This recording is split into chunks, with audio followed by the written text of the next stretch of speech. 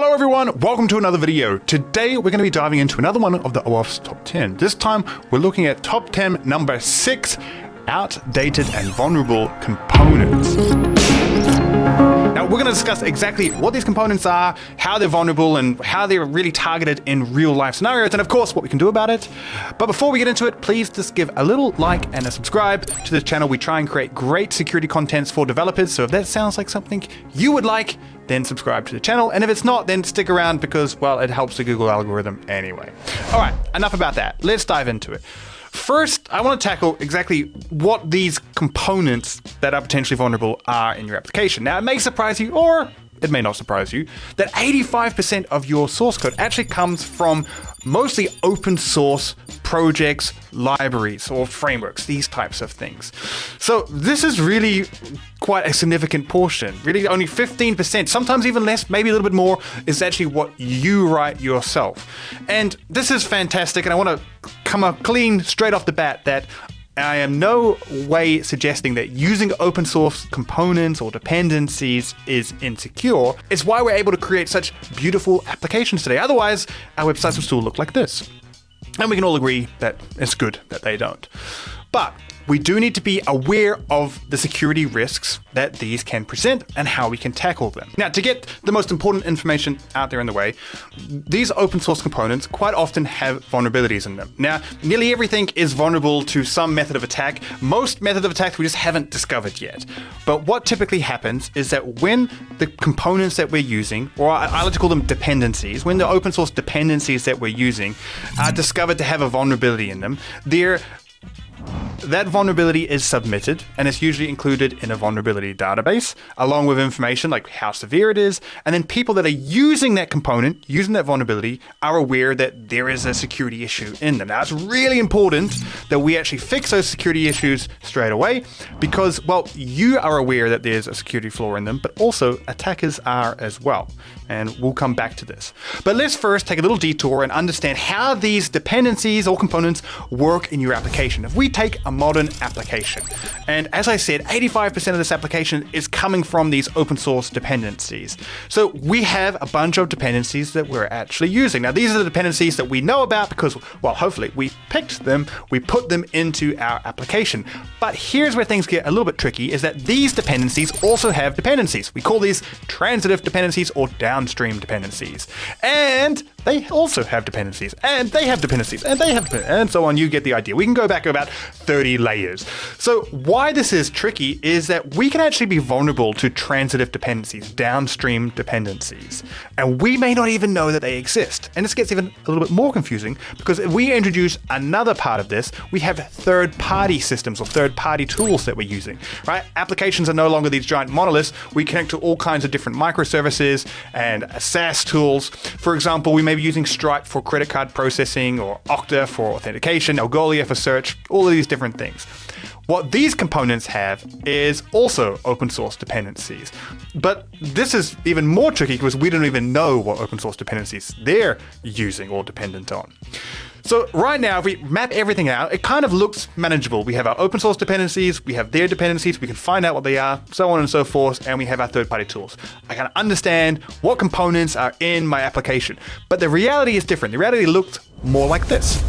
And that's because dependencies can be dependent on each other. They're not in some nice kind of structured format. Third-party tools, as I said, can be dependent on open source dependencies. And the whole thing is absolutely chaos. And it's so difficult to even know what we're vulnerable on. And luckily, there are some tools that are available to help us. And we'll dive into those later on down the track. But first, what happens if one of these has a vulnerability in them? Now, vulnerabilities typically come on two ways. One, it's malicious. Someone intentionally made a third-party component malicious. I'll give examples of this in a minute. But much more common is that a vulnerability is discovered usually by a security researcher or by the maintainer of that. It's submitted and we know about it. So for example, Log4j. Log4j happened in December 2021. It was a terrible day, and basically most of the internet was dependent on Log4j. It was a Java application for logging, as the name suggests, but it gave remote code execution, so a very critical vulnerability. And because this was a transitive dependency in nearly everything. People had no idea how they were vulnerable, what third-party components they're using which were vulnerable, and it created a whole big mess. So this is a good way to kind of illustrate that problem. And there was a meme that came out that I think illustrates this perfectly, and it went viral. It's from the XKCD webcomic, issue number 2347. And what it shows is the modern infrastructure that we all had that's beautiful, it's complicated, it can do incredible things, and it's all being held up by a project that's being thanklessly maintained by someone in Nebraska. This meme became so popular that it sparked a term called the Nebraska problem, which is essentially that our supply chains of our components are so complicated that it can all fall over because someone has a vulnerability in an application or a project or a dependency that we didn't even know about. So it's a very true meme. So let's look at some real life scenarios here. I already looked at Log4j, but let's look at a malicious example. So there's a project called UAParser.js. Now UAParser was not malicious. It was a simple open source project that parsed the information of the operating system or browser or hardware that a user is viewing your application on. Right? You can see why this is helpful. You can see why you don't want to write this yourself. What ended up happening is the maintainer of this, a guy called Vishal, ended up getting his NPM, the account that hosted this, hacked. And the hacker was able to then change the password, kind of completely take over this account. That hacker, which was a Russian hacker, we know this because he posted about it on a Russian forum, and he basically said, "Hey, I have this account. I can do all kinds of crazy things with it. Will you buy it?" And he ended up selling it to a different type of threat actor. That threat actor created an update of that project. And within that update, they included a crypto miner and they included a credential stealer. Now, what was interesting is that this project had tens of millions of users, which meant that when the updated version was created, anyone that kind of used that new version, and they created 5 new malicious versions, so it created a sense of urgency, then everyone was kind of mining crypto or stealing credentials on behalf of this threat actor. Now, eventually the account was kind of taken control over, but what's tricky about open source components is that unless we know that there is a problem, often we don't upgrade them. Now, this is because if everything works, like, don't fix what's not broken, right? This is, I'm sure a lot of developers can resonate with that saying. And this is true with open source dependencies. If you haven't had this experience yet, you will, of updating an open source component and then your whole application breaking because of it. So typically when we update things, obviously we want to patch regularly, but it can cause chaos. So if there's a security issue in it, we want to know about it. So how do we know that there is a security issue? Well, there is a way that we do know about security issues, and it's thanks to vulnerability databases. Now, there's a couple of big main ones, but really there's quite a few. The main ones that you need to know about are the NVD, the National Vulnerability Database, the MITRE CVE database, and the GitHub Advisory database. And typically what happens is when someone, like a security researcher or a maintainer or just Joe Blog from the public, finds a security vulnerability, they submit it, notify the authors of the projects, and they submit a CVE number to these databases. And when a patch is available, so when the problem has been fixed, then that CVE is released to the public and everyone knows that this particular version of this project is vulnerable to X scenario. And usually it comes with a criticality score. So how critical is it from 1 to 10? So 10 is being absolutely critical and 1 obviously not so much. And then this gives us the information that we need to look at the components that we have and understand when we need to update them. But quite often, we don't update these as regularly as we should. Now, a great example, as I've talked about it already, is the Log4j. Now, if you're not familiar with Log4j, maybe look at another video on that. It's quite an important part of history for this topic. But there was actually a study done in December 2023 to find out how many applications are still using the Log4j, the vulnerable version. Now, this study was conducted 2 years after the Log4j vulnerability was found. It was found in 2021. 2 years later, about 30% of the applications were still using the vulnerable version. And remember, this is pretty much one of the most publicized vulnerabilities for components in history. So the fact that 30% of the applications are still using this vulnerable component is massive, especially this one because it was a remote code injection, and it was very, very critical. This here kind of illustrates the problem that we have. Whilst we have a method for reporting vulnerabilities that works very well, and whilst we are able to kind of figure out the components that we have, this is so convoluted and so difficult that quite often, maybe unbeknownst to us, we have lots of vulnerable components in what we call our open source supply chain, these dependencies.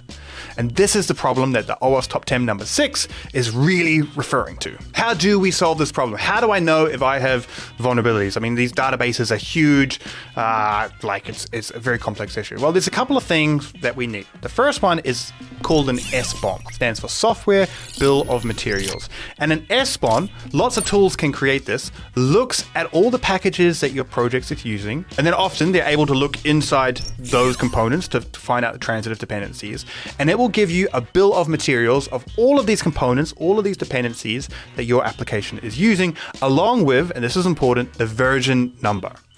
Then there is another tool that we can use called SCA, Software Composition Analysis. And an SCA tool will often look at this bill of materials and check to see these version numbers against all of these different databases. And this is really one of the best ways that we can tell if we're using vulnerable or outdated components. Now, there's a whole nother area of this that I haven't really touched on, and that's the outdated part.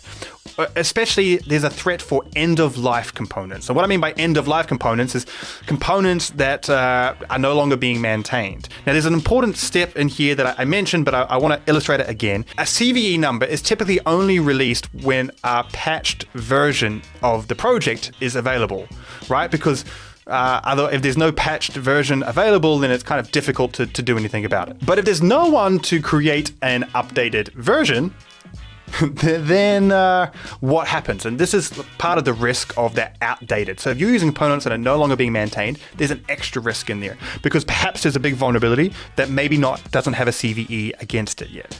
So hopefully that makes sense.